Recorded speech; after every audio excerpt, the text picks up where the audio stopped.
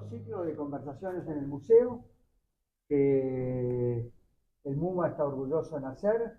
Lo organizamos yo, Jaime Grimberg y Roberto Busnelli, con quien estamos manejando el museo ya hace muchos años.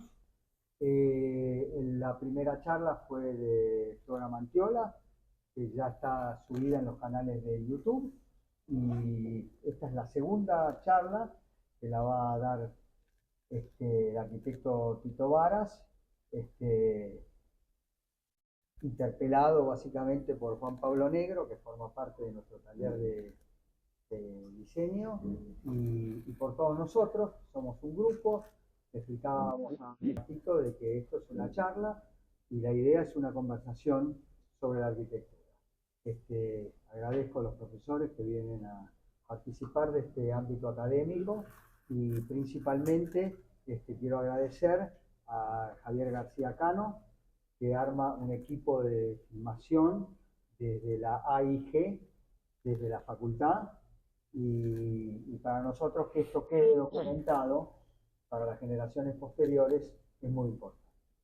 Con esta breve introducción, no voy a decir quién es Tito Varas porque ya sabemos, así que comenzamos. Bueno, muy bien, gracias Jaime. ¿Cómo están? Muchas gracias Tito por participar de este ciclo de conversaciones en el Museo de Maquetas de Arquitectura de la FADU.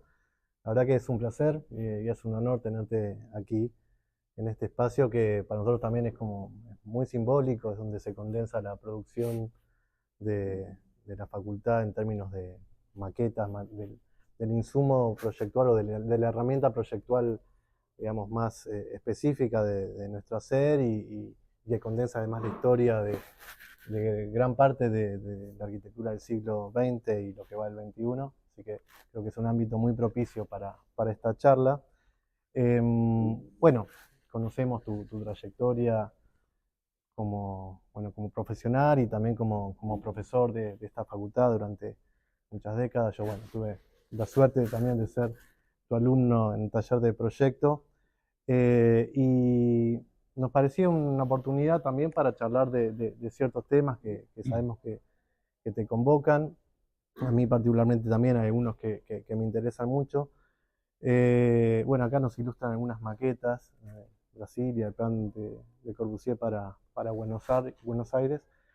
Y quería, como para romper el hielo, quizás hablar de la relación entre la arquitectura y la ciudad, que quizás es una relación bastante obvia, pero creo que no es tan así si podemos hurgar y profundizar en eso un rato y saber a ver qué opinás en términos de, bueno, cómo en algún momento el rol del proyecto era muy activo, como vemos aquí en estos ejemplos, en términos de cómo pensar la ciudad. Entiendo que durante tu formación también en los años 60, digamos, arquitecturas que pensaron, proyectistas que pensaron la ciudad como desde un punto de vista experimental y no tanto, como Archigram, Archizumo, los metabolistas japoneses. Bueno, esa quizás fue la última corriente en donde podríamos decir que la arquitectura y la ciudad se pensaban en simultáneo. Hoy quizás en las últimas décadas podemos decir que se empiezan a generar ciertas disyunciones, ¿no? Incluso en la enseñanza, en que la arquitectura quizás está más direccionada a un hacer en el ámbito de lo privado o en lo que deja la ciudad pensada por otros para desarrollar la arquitectura, y el rol del proyectista quizás no está tan ligado a pensar la ciudad en su integralidad como arquitectura, sino como deslindado, digamos, de la dimensión política y del espacio público y de pensar la ciudad en su integralidad. Bueno, vos tu trayectoria tenés muchísimos concursos de escala urbana. Bueno, los podemos enumerar rápidamente. Retiro, el Parque de Innovación aquí cerquita, hace pocos años, y el Parque de la Memoria también. Y bueno, en la playa ferroviaria de Liniers, que de alguna manera fueron proyectos muy importantes en donde volcaste tu interés y tu pensamiento sobre la ciudad. Pero bueno, no sé si pensás en ese sentido, cómo hoy el rol del proyectista queda delegado como de ese pensamiento más integral de la ciudad. Bueno, hay autores que plantean eso, pero bueno, quería saber tu opinión en ese sentido, a ver qué opinas. Muy bien. Bueno, por de pronto, gracias por la invitación. Para mí estar en compañía de vuelta acá en la Facultad de Arquitectura de Buenos Aires, ya con cierta nostalgia, después de algunos años de estar ya, haber terminado mi actividad como profesor aquí, que fueron más de 30 años, que ni quiero acordarme ya por la cifra demasiado grande, pero sí quiero acordarme por lo que significó como indagación y como trabajo más allá de la vida profesional, y por eso también particularmente el agradecimiento está rodeado no solamente de ustedes, sino también de toda esta arquitectura que todos hemos visto de otras maneras en los libros. Por eso, Jaime, vuelvo sobre este tema un minuto, por el valor que tiene esta ayuda que se hace en la materialización de todos estos edificios que los hemos visto en general en los libros, de otras maneras, en películas, pero nunca todos juntos en una visión como esta, que es de un enorme valor. Así que, dicho esto, que es una deuda que tengo por el aporte que han hecho, respecto de lo que de mi interés por la ciudad es un interés más bien que se inició originalmente como un interés teórico en años más avanzados de mi práctica arquitectónica, y que siempre siempre fue un tema que en realidad es complejo porque tiene una temporalidad distinta, la cuestión urbana a la cuestión de la arquitectura. O sea, los procesos arquitectónicos y el desarrollo de las ideas, y incluso la ejecución, por más que sean a veces periodos largos en la arquitectura, nunca son tan largos como las cuestiones urbanas. Las cuestiones urbanas tienen un tiempo, siempre el tiempo es un factor decisivo, a través del cual se van acomodando las cosas y las ideas sobre la ciudad. Y además la práctica de la arquitectura ayuda. Ha habido así sucesivamente movimientos pro ciudad y anti ciudad, ¿no? O sea, todo partió de la retórica corbusierana modernista, que rechazaba la estructura de la ciudad y propuso una ciudad abierta, basada en la movilidad, en el automóvil, etc. Y eso parecía en el avión también, en la cobertura de distancias por medios mecánicos, toda esa visión que parecía que iba a tener una prolongación en el tiempo bastante larga, en realidad, si la vemos hoy, digamos, en los últimos 50 años que han transcurrido, o quizá un poco más también, desde que esas ideas empezaron a aparecer como ideas contra la ciudad histórica, hoy ya ha habido varios cambios en las concepciones, pero las ciudades básicamente hay ciertas cosas que siguen manteniéndose y otras que van cambiando. Pero el tiempo no es el mismo que el de la arquitectura. Así que ese punto es un punto interesante. Nosotros, digamos, más que nada, el equipo que trabajó conmigo en la universidad y en mi taller profesional, tuvimos un punto de partida, digamos, para confrontar, digamos, con esa retórica modernista,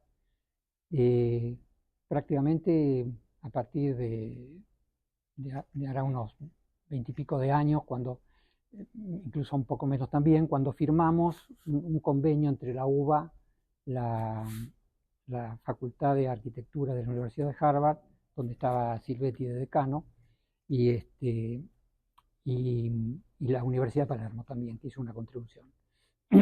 Eso fue muy interesante porque de allí surgieron unos libros también que hicimos, que creo que están bastante conocidos, y donde aparecía el problema del paisaje, el problema de la ciudad y el problema de la arquitectura como un problema un problema único, un problema complejo, único, que terminó relatando un poco la historia de estos concursos que se enunciaron, que fue también una situación completamente circunstancial.